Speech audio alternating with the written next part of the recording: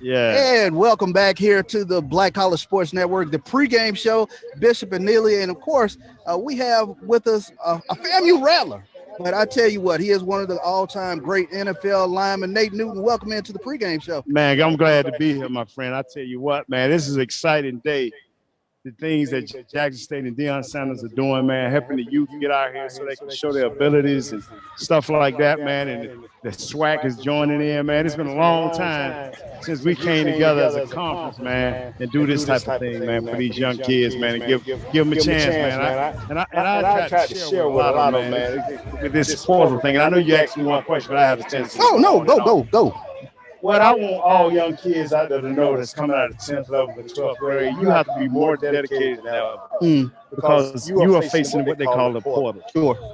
Each college used to average 25 scholarships to just high school students every year. Now with this portal thing, you're losing anywhere from 12 to 15 scholarships to guys moving around to different colleges.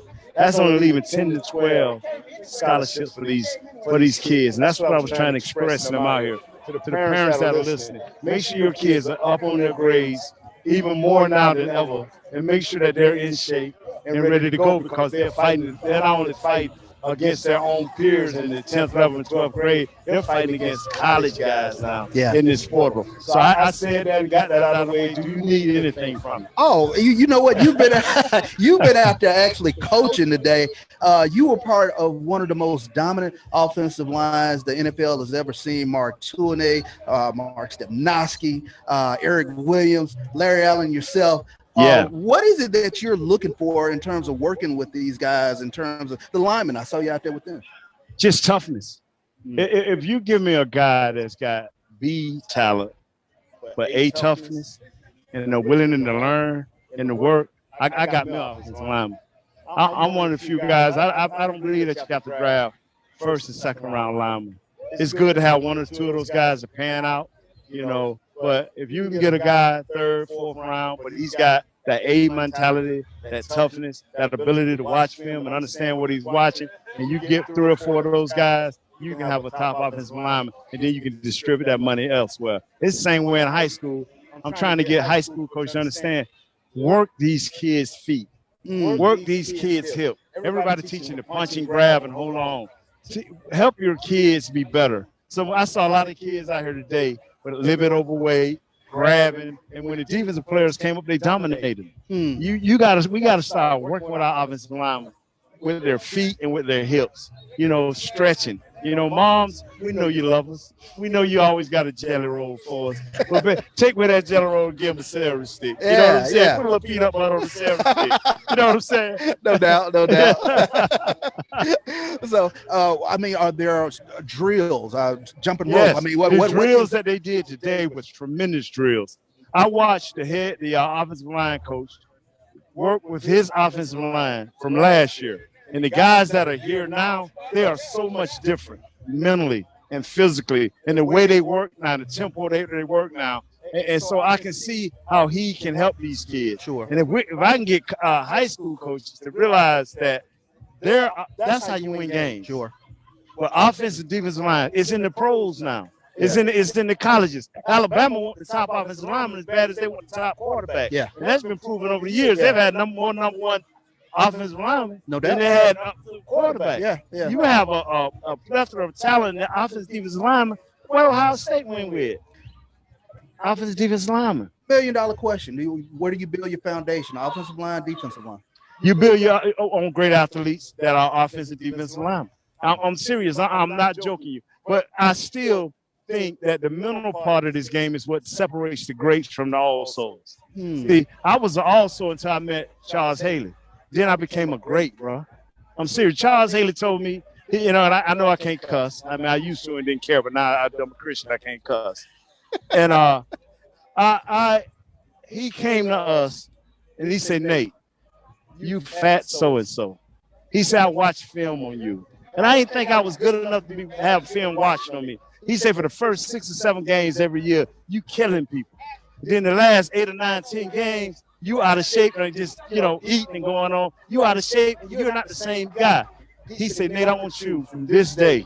He told me this from training camp. I want you after practice, an hour after practice, hour and a half after practice. I want you to come in and we just work out with me. Wow. Do what you can do. I did that for a whole year, and I went to 5 straight Pro Bowls after that. Yes, indeed. What was it like going against a Charles Haley, a Leon Lett in practice? How did it sharpen you and turning you into that Pro Bowl player? What was the dude that had them claws that everybody go to sleep and be dreaming about?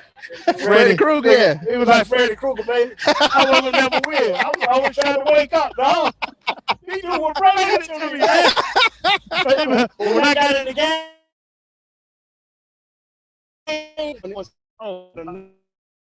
I was scared of no. I had John Randall, Cortez Kennedy, late Cortez Kennedy, late Jerome Brown. I had guys like that. I had to get prepared for, and it was still a monumental task. But going against Leon Lett, going against Charles Haley, Tony Tober, Tony Casillas, Russell Maryland, the beat goes on and on. No doubt. I mean, so when I went to sleep at night, man, I slept a deep and sound sleep because I was tired of it. Right. No doubt about it. Let me take you back. You're Florida A&M Rattler. What was it like playing at Florida A&M, the HBCU experience, and how it prepared you for the NFL? See, let me tell y'all something. Mentally, it didn't do things for me because we didn't run multiple offenses, defense like they do in the pros.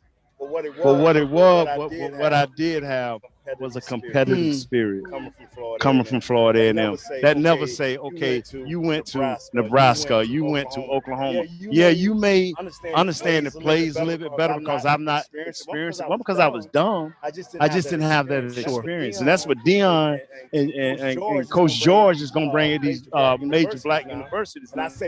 And I say major black universities. That's what they're going to bring. The ability to give you the experience of what the next level could be like if you have the talent. And that's where our coaches, Coach Rudy Hubbard was a great man. He came from Ohio State. He kept things simple. And when I went to the pros, man, I was totally confused. I went to the Redskins, didn't know what I was doing. Coach named Marty. And Steve, I went to the USFL and got some training, but coach named showed me things. And Fred Dean came from the Washington Redskins, not the pass rusher, but the offensive lineman. Yeah, and he showed me some things. So when I went back to Dallas, I was ready.